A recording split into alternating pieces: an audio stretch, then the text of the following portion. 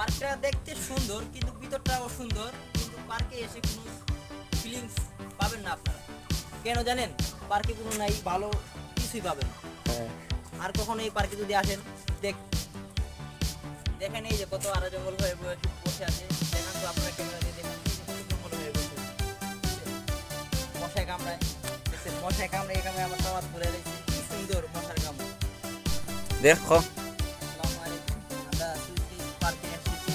আপনারা তো দেখতেই পাচ্ছেন পার্কটা আমরা যেমন মনে করছিলাম সুন্দর, তার ভিতরে এসে দেখি অত সুন্দর নয়। আরো জঙ্গল হয়ে বসে আছে। এটা কারেন্ট নাই, সোলার নষ্ট হয়ে পড়ে আছে। আর আপনারা তো আশেপাশে দেখতেই পাচ্ছেন কি অসুবিধা। আর 50 টাকা করে টিকিট ভিতরে ঢুকলে।